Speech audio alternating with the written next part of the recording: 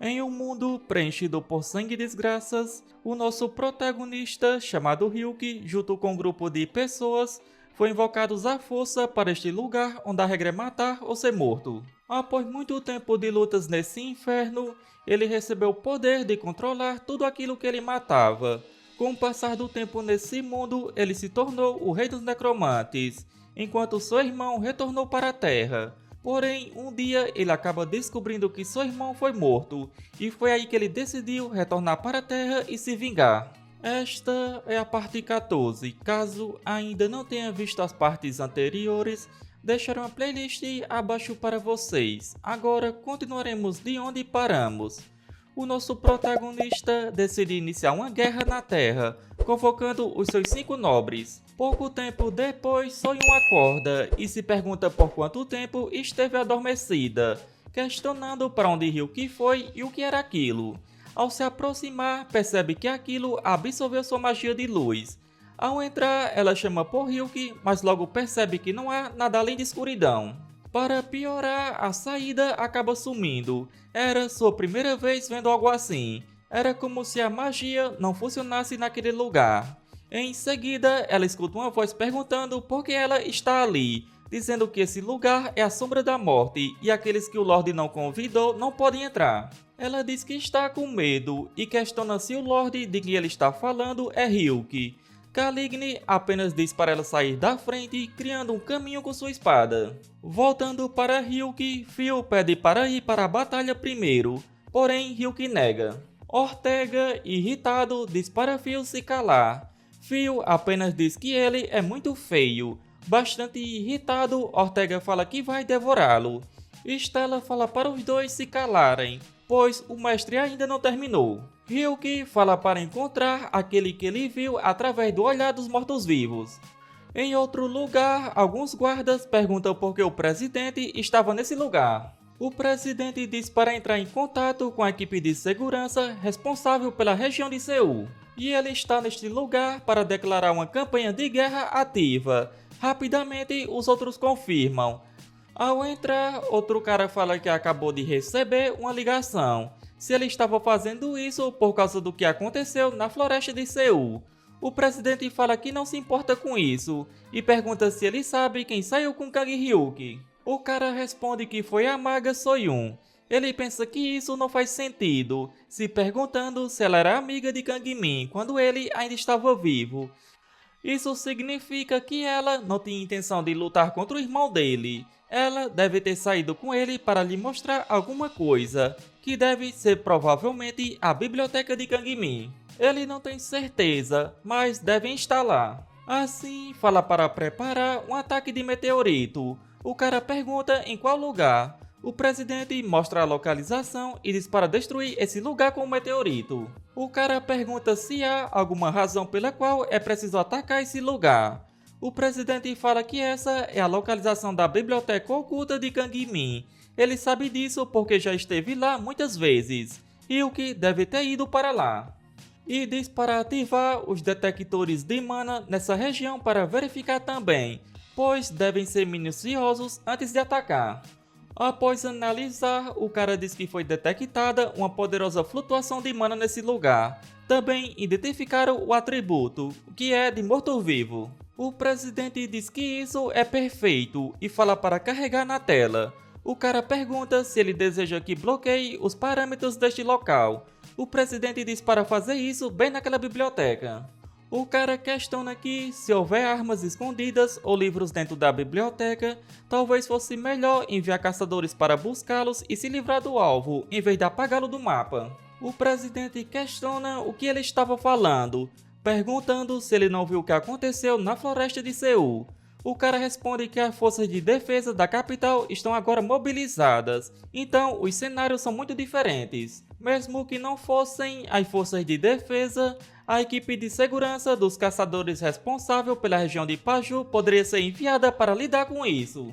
O presidente fala que conhece a biblioteca de Kang Min melhor do que a maioria, não há livros de feitiço ou armas lá.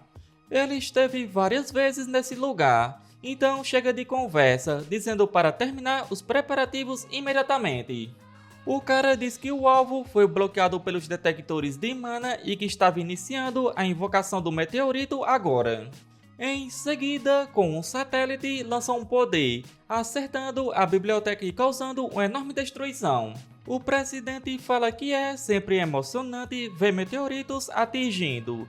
Em seguida, diz para verificar se há criaturas vivas, usando o detector de mana. Se houver algum vestígio de vida, deveriam chamar a equipe de segurança dos caçadores e dizer para acabarem com o resto. O cara fala que o meteorito teve um impacto direto, assim não há como ninguém ter sobrevivido. O presidente fala para verificar de qualquer maneira, apenas por precaução. O cara responde que os sensores são incapazes de detectar qualquer sinal de mana viva ou morta-viva. Apenas restos de mana do atributo chama do ataque do meteorito permanecem.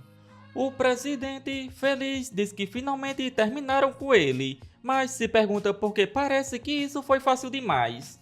Bem, isso não é uma coisa ruim. Ele também ficou surpreso quando Kang Min morreu e se perguntou se era o mesmo Kang Min que conheceu antes. Mas, para sua surpresa, em seguida o cara fala que os detectores de mana detectaram uma mana poderosa de mortos-vivos perto do rio Han. Ao aumentar o zoom, ele descobre que Ryuki ainda está vivo.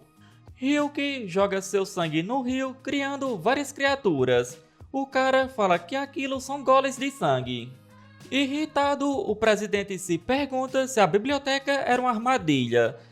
Assim, ele fala para avisar os caçadores das forças de defesa da capital que há um grande número de golems de sangue perto do rio Han. O invocador é o necromante Ryuki e ele está na ponte sobre o rio.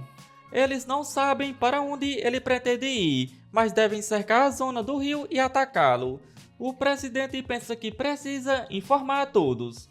Em outro lugar, Stella aparece e comenta que parece que pode começar agora. Após conjurar uma habilidade, ela diz que vão plantar golems, criando vários golems de madeira. No rio, os caçadores chegam e começam a batalha contra os golems. Em sequência, Ryuki convoca as garras dos mortos-vivos e diz para construir neste lugar. Pouco tempo depois, a Torre dos Mortos-Vivos é erguida. Após entrar, ele é recebido como o Rei dos Mortos-Vivos. Ryuki senta em seu trono e ordena que subam. Olhando para todos os lados, uma voz sinistra soa das mandíbulas dos crânios. As garras dos mortos-vivos começam a emergir do solo de onde vinham as vozes e constroem edifícios semelhantes. Os caçadores contemplam com espanto e horror as torres dos mortos que surgem de repente. Os espíritos dos falecidos estão reunidos em cada torre de vigia. Os caçadores não conseguem acreditar no que estão vendo. Ryuki ordena que Temerote lidere a Sexta Legião e destrua o inimigo. Temerote começa a conjurar uma habilidade com seu arco, lançando-a diretamente em um dos caçadores. Ele consegue desviar da flecha, mas não sabia que a flecha era teleguiada e é acertado por trás. E não só isso, rapidamente vários outros caçadores são atingidos também. Em seguida, outro caçador fala para os outros irem para outro lugar rapidamente. Temerote começa a rir e diz para os outros que a caçada vai começar. Em outro lugar, os golems de sangue estavam eliminando os caçadores. Eles tentam atacar com magia, no entanto, nada adianta.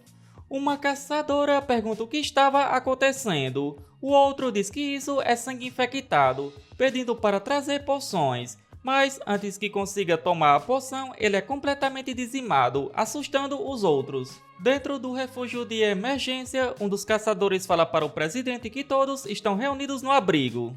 E pergunta para onde foi Cha e o Ryuki. O presidente responde que ele saiu dizendo que se vingaria de Kyuho e desde então está indetectável. O outro diz que ele é bastante estúpido, questionando qual o sentido de se vingar em um mundo como esse. O presidente fala que não consegue usar as forças monstruosas sem Cha e o Ryuki. O cara diz que ele vai administrar isso sozinho, falando que Cha e o Ryuki geralmente se orgulhava disso, então devem ver o quão eficaz ele é nesse tipo de situação. O presidente pergunta como ele pode dizer isso vendo essa situação, afirmando que devem evacuar para o castelo Gangnam agora mesmo. Yojimbo pergunta se isso é tudo o que ele pode dizer como presidente da Associação de Caçadores. Outro fala que, se soubesse que as coisas acabariam assim, teria deixado Yojimbo ficar com essa posição. Ele teria negado inicialmente, mas talvez tivesse aceitado. Yojimbo diz que ainda pode lidar. O presidente fala que não pediu para que os senadores viessem só para começar a lhe culpar. Yojimbo fala que ele está mostrando sua verdadeira face agora. O presidente responde que então vai abrir um portal para o inferno neste lugar, como presidente da Associação de Caçadores, e apertar a mão do diabo. E assim chegamos ao final deste vídeo. Como sempre, espero que tenham curtido. Não se esqueça de deixar o like e se ainda não é inscrito, não custa nada se inscrever. Isso me motiva bastante a trazer novos vídeos o mais rápido possível. Se chegou até aqui, só tenho a agradecer. Nos vemos no próximo vídeo. Falou!